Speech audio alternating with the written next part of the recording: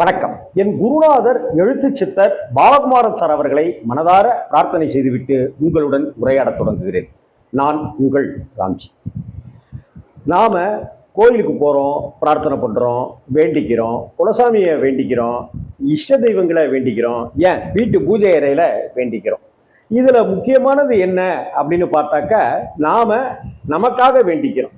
நான் நல்லா இருக்கணும், என் பொண்டாட்டி நல்லா இருக்கணும், என் புள்ள குட்டிங்க நல்லா இருக்கணும் அப்படின்னு சொல்லி யாராவது ஒருத்தங்க போய் எனக்கு ஒரு கடன் தேவையா இருக்கு, கொஞ்சம் உதவி பண்ணுங்க அப்படின்னாக்க அவங்க அவங்க கணவரையும் அவங்க மனைவியையும் அவங்க குழந்தைகளையும் அவங்க குடும்பத்தையும் பார்த்துட்டு நம்மளுடைய சூழ்நிலைகளையே தெரிஞ்சுக்காம இருக்கிறது இருக்குல்ல, அது ரொம்ப மோசமான விஷயம் அப்படின்னு ராமகிருஷ்ண பரமஹம்சர்லேருந்து சுவாமி அரவிந்தர் முதற்கொண்டு எத்தனையோ மகான்கள் இதைத்தான் சொல்லியிருக்கிறாங்க. நான் சமீபத்தில் இது பற்றி ஒரு கதை ஒன்று யதார்த்தமாக படிக்க நேரிட்டது. அந்த கதையோ இதை நான் பார்க்கும்போது பொருத்தி பார்த்துக்கணும். அடுத்தவர்களுக்கு பரோபகாரத்தோட நாம் செய்கிற ஒரு சின்ன உதவி, ஒரு ஒரு ஒரு ரூபாய் ஒருத்தங்களுக்கு கொடுத்தோம் அப்படின்னாக்க அது 100 மடங்கா நமக்கு திரும்பி வரும் அப்படிங்கிறது தான் ஒரு கதை. ஒரு ஊரில் ஒரு பிச்சைக்காரன் ஒருத்தன் வாழ்ந்துட்டு பிச்சை எடுத்து யாசகம் செய்வது தான் அவருடைய வேலை. அப்படி யாசகம் செய்துட்டு இருக்கிற அவருக்கு ஒரு யோசனை, எத்தனை நாளைக்கு தான் நாம பிச்சைக்காரனவே இருக்கிறது, பிச்சை எடுத்தே ஓட்டுறது வாழ்க்கைய அப்படின்னு. அந்த சமயத்துல அந்த கோவிலுக்கு ஒரு மகான் ஒருத்தர் வர்றாரு. அந்த மகான் கிட்ட நமஸ்காரம் பண்ணிக்கிட்டு, சுவாமி, நான் எவ்வளவு நாள் தாங்க பிச்சை எடுத்துக்கிட்டே இருக்கிறது, எனக்கு நல்ல கதியே வராதா, நல்ல வாழ்க்கை எனக்கு அமையாதா, உன்னுடைய குருநாதர் இருக்கிறா, அவரை போய் கேளு அப்படின்னு சொல்றாரு. குருநாதரை பார்த்தோம், ரொம்ப நாளாச்சு, சரி குருநாதரை போய் பார்ப்போம் அப்படின்னு சொல்லி அவர் கிளம்புறாரு. அந்த யாசகம் செய்பவர், அதாவது பிச்சை எடுப்பவர். அப்படி போகிற வழியில் இருட்டு வந்துருச்சு. அந்த சமயத்தில் குளிரும் ஜாஸ்தி ஆயிடுச்சு. அதனால அன்று இரவு ஒரு இடத்துல தங்கம். அப்போ ஒரு வீட்டில் போய் தட்டுறாரு. அது மிகப்பெரிய செல்வந்தருடைய வீடு. என்னங்க அப்படின்னு கேட்குறாங்க. ஐயா, நான் என்னுடைய குருநாதரை போய் பார்க்க போகிறேன் அப்படிங்கிற எல்லா விவரங்களையும் சொல்லிட்டு, நான் இன்னைக்கு இரவு மட்டும் நான் இங்கே தங்கிக்கிட்டுங்களா, கோச்சிக்காமல் எனக்கு அந்த உதவி செய்யுங்க அப்படின்ட்டு. சரிப்பா, திண்ணையில் தாராளமாக படுத்துக்கப்பா. சாப்பிட்டீங்களா? சாப்பிட்டேங்க. திண்ணையில் படுத்துக்கங்க. ஆனால் எனக்கு நீங்கள் ஒரு உதவி செய்யணும். என்ன? என்னுடைய பொண்ணு பிறந்ததுலேருந்தே வாய் பேச முடியாத பொண்ணாக இருக்கா. என் பொண்ணு வாய் பேசுவாளா? அதை நீ உங்கள் குருநாதர்கிட்ட கேட்டுட்டு வந்து சொல்லுப்பா. சரி சாமி அப்படின்னு சொல்லிட்டு அந்த திண்ணையில் படுத்துட்டு அடுத்த நாள் காலையில் எழுந்திருச்சு அப்படியே நடந்து போகிறாரு. ஒரு பிரம்மாண்டமான மலை இருக்கு. அந்த மலையை கடக்கிறது, அந்த மலையை பயணிக்கிறது அப்படிங்கிறது அவரால் இயலாத காரியமாக பிரமிச்சு போய் பார்க்குறாரு. அப்போ அந்த இடத்துக்கிட்ட கையில் மந்திர கோலை வச்சுக்கிட்டு ஒரு மந்திரவாதி ஒருத்தர் வர்றாரு. யாரையா நீ, என்னையா பண்ணுற அப்படின்றாரு. ஐயா, நான் என்னுடைய குருநாதரை பார்க்கறதுக்கு நான் போயிட்டு இருக்கேன். குருநாதரை பார்க்க போகிறதுக்கு உண்டான காரணம் இதுதான், அவர்கிட்ட நான் இதை கேட்கணும் அப்படிங்கிற விவரத்தை சொல்கிறேன். சரி, நான் இந்த மலையை கடக்கிறதுக்கு உதவுறேன்.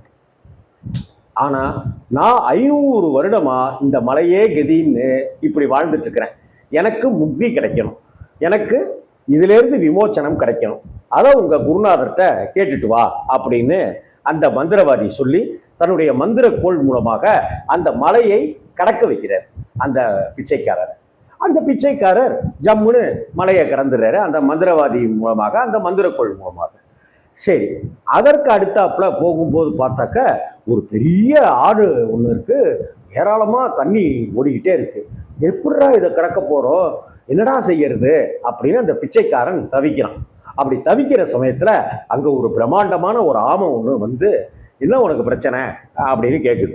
உடனே அந்த ஆமைகிட்ட அந்த பிச்சைக்காரன் இந்த மாதிரி குருநாதர் பிச்சை எடுத்துட்டு இருக்கேன், குருநாதர்கிட்ட போய் கேட்க போகிறேன், வேற ஒரு வாழ்க்கை எனக்கு எப்போ கிடைக்குண்டா சாமி அப்படின்னு என்னுடைய குருநாதர்கிட்ட கேட்க போகிறேன் அப்படிங்கிற விஷயத்தெல்லாம் சொல்கிறான்.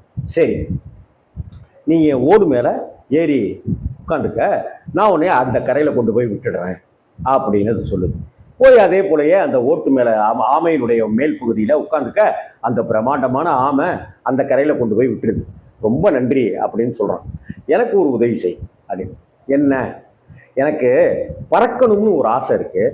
என்னால் பறக்க முடியுமா, பறக்கிற சக்தி கிடைக்குமா அப்படின்னு சொல்லி நீ உன்னுடைய குருநாதர்கிட்ட கேட்டு சொல் அப்படின்னு சொல்லி. சரி அப்படின்னு சொல்லிட்டு குருநாதரை தேடி போகிறான். ஆக நான் பிச்சைக்காரனாவே தான் இருக்கணுமா, நல்ல வாழ்க்கை கிடைக்காதா அப்படின்னு அந்த பிச்சைக்காரன் ஒரு மகான்கிட்ட கேட்குறான். அந்த மகான் உன்னுடைய குருநாதரை போய் பாரு அப்படின்னு சொல்றாரு. இங்கே நம்ம எல்லாருக்கும் குருநாதர் அப்படிங்கிறவர் அவசியம், ரைட்? அப்ப செல்வந்தர வீட்டுக்கு போய் நைட்டு தங்குறான் திண்ணையில. அவர் வாய் பேச முடியாத பெண்ணுக்கு எப்ப பேச்சு வரும்னு கேட்கிறாரு. ஒரு மலையை கிடக்கும் போது மந்திரவாதி ஒருத்தர் உதவி செய்யறாரு. நான் சாப விமோச்சனம் அடையணும், நான் எப்ப எனக்கு முக்தி கிடைக்கும் அப்படின்னு கேளுன்னு சொல்றாரு. ஒரு ஆமை அந்த ஆறை கடக்கிறதுக்கு, அந்த நதியை கடப்பதற்கு உதவி செய்து நான் பறக்க ஆசைப்படுறேன், எப்போ முடியும் அப்படின்னு அந்த ஆமை கேட்குது. இந்த கேள்விகளோடையும் இந்த சிந்தனைகளோடையும் அவன் குருநாதரை போய் பார்த்துடுறான். குருவே நமக அப்படின்னு சொல்லி குருவை சாஷ்டாங்கமாக விழுந்து நமஸ்காரம் பண்ணுறான். அந்த சமயத்தில் சரி உனக்கு என்ன வேணும், இவ்வளோ தூரம் அங்கேருந்து புறப்பட்டு வந்திருக்கிய, உனக்கு என்ன வேணும் அப்படின்னு. அதாவது சாமி அப்படின்னு கேட்க வரான்.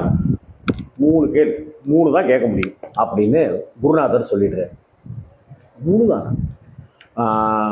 நாம் பிச்சைக்கார வாழ்க்கையிலேருந்து எப்போ மாறப்போகிறோம், அந்த பொண்ணு எப்போ பேச போகுது, அப்புறம் அந்த மந்திரவாதி எப்போ முக்தி அடைய போகிறாரு, அப்புறம் அந்த ஆமை எப்போ பறக்க போகுது. 4 கேட்கணும். ஐயோ 3 தான் கேட்க சொல்கிறார் குருநாதர். சரி நம்ம பிச்சை எடுத்தாவது நம்ம வாழ்க்கையை ஓட்டிடலாம், நாள் வரைக்கும் அப்படி தானே ஓட்டிகிட்டு இருந்தோம், நம்ம ஓட்டிடலாம். ஆனால் அவங்களுக்கு உண்டான கேள்வியையாவது கேட்போம் அப்படின்னு சொல்லிட்டு அவங்கக்கிட்ட 3 கேள்வியை அந்த கேள்வி கேட்குறாரு. அந்த செல்வந்தர் கேட்ட கேள்வி, மகளுக்காக செல்வந்தர் கேட்ட கேள்வி, அந்த மந்திரவாதி மந்திரக்கோளோடு இருக்கிற அந்த மந்திரவாதி கேட்ட கேள்வி, அடுத்தாப்புல அந்த ஆமை கேட்ட கேள்வி. இந்த 3 கேள்வியையும் குருநாதர்கிட்ட கேட்கும்போது, நீ அந்த ஆமையினுடைய ஓட்டை உடைத்தால் அந்த ஆமை பறக்கும் அப்படின்னு சொல்ற. அதே போல அந்த மந்திரவாதி எப்பொழுது தன்னுடைய மந்திரக்கோளை கீழே போடுறானோ அவனுக்கு முக்தி கிடைக்கும் அப்படின்னு சொல்ற. அதே போல அவன் நல்லதொரு ஒரு ஆணை அவள் எப்போது சந்திக்கிறாளோ அப்போது அவள் பேசுவாள் அப்படின்னு சொல்ற. உடனே அந்த ஆமைகிட்ட போய் சொல்ல, ஆமையோடைய மேல் பகுதியை உடைக்க அங்கிருந்து முத்து பவழம் உள்ளிட்ட மணிகள் ரத்தினங்கள் எல்லாமே அந்த பிச்சைக்காரனுக்கு கிடைக்குது. உடனே அந்த ஆமை கூட்டு வெளியேறிட்டதுனால அந்த ஆமை பறக்க ஆரம்பிச்சு. மந்திரவாதி கேட்டியா அப்படின்னு சொல்லி கேட்கறான். அந்த மந்திரவாதிகிட்ட சொன்ன உடனே அந்த மந்திரவாதி மந்திரக்கோலை கீழே போட்டாக்க இது நடக்கும், மந்திரக்கோலை நீ விட்டுறணும் அப்படின்னு. அந்த மந்திரக்கோலை அவங்ககிட்ட கொடுத்துட்றான், பிச்சைக்காரன் கிட்ட. கொடுத்த மாத்திரத்திலேயே அவன் முக்தி அடைஞ்சிடறான். ரொம்ப நன்றி அப்படின்னு சொல்லி அவனுடைய சாபம் விமோச்சனம் ஆகிடுது, கடவுள்கிட்ட ஐக்கியமாயிட்டான். அதற்கு பிறகு நேராக செல்வந்தர் வீட்டுக்கு வரான். என்னையா சொன்னார், நாங்கள் கேட்டேன் சாமி, அந்த உங்கள் வீட்டு பொண்ணு வாய் பேச முடியாத இருக்குன்ற தகவலை குருநாதர்கிட்ட சொன்னேன். ஒரு அவனுடைய பார்த்த உடனே மனசுக்கு பிடிக்கிற மாதிரி ஒரு ஆண்மகனை சந்திச்சப்ப அவருக்கு பேசிடுவா அப்படின்னு சொன்னார். அப்படின்னு சொல்லிட்டு இருக்கும்போது அந்த பொண்ணு வீட்டிலேருந்து வெளியில் வருவா. வந்த உடனே அந்த பிச்சைக்காரனை பார்த்துருவா. பார்த்த உடனே அப்பா அன்னைக்கு வந்தாரு அவர் தானே இவரு அப்படின்னு சொல்லி அவள் கேட்பா. கேட்ட உடனே அவளுக்கு அட நம்ம பொண்ணு பேசுதே அப்படின்னு ஆயிடும். அந்த செல்வந்தர் அந்த பிச்சைக்காரனுக்கே தன்னுடைய மகளை கல்யாணம் பண்ணி கொடுக்குறார் அப்படின்னு ஒரு கதை. இது ஒரு கர்ண பரம்பரை கதை. இது வழி வழியாக சொல்லப்பட்டு இருக்கிற ஒரு கதை. ஆனால் கர்ணம்னா காது, செவி வழி கதை இது. இதில் பார்த்தீங்கன்னாக்க தன்னை பற்றி அவன் நினைக்கிறத விட்டுட்டான். அந்த செல்வந்தரோட பொண்ணு வாய் பேசணுமே அப்படிங்கிற ஒரு வேண்டுதலோட குருநாதத்தை கேட்குறான். அந்த மந்திரவாதிக்கு எப்போ நல்லது நடக்கும், முக்தி கிடைக்கும்னு கேட்குறான். அந்த ஆமை ஆசைப்படுது பறக்கணும்னு, அது எப்பன்னு கேட்குறான். தன்னுடைய சுக துக்கங்களை யார் ஒருத்தங்க மறக்கிறாங்களோ அவங்களுக்கு கடவுள் எல்லா நன்மைகளையும் கொடுப்பார். அவங்களுக்காக பிறருக்காக நாம் அழுகிற கண்ணீர் தான் ரொம்ப ரொம்ப வல்லமை மிகுந்தது. பிறர் கை நீட்டி ஏதாவது எனக்கு கடனாவது கொடுத்து உதவுங்களேன் அப்படின்னு சொல்லும்போது அதை அப்படி செய்கிறவங்க தான் இங்கே 100 மடங்கு புண்ணியத்தோட பயன்களை பெறுவார்கள் அப்படிங்கிறது தான் இந்த நியதி. அதனால அடுத்தவங்க யாராவது கேட்டா நம்ம இல்லைன்னு சொல்லாம கொடுப்போம். கடவுள் நமக்கு அள்ளி அள்ளி கொடுக்க காத்திருக்கிறார். வணக்கம்.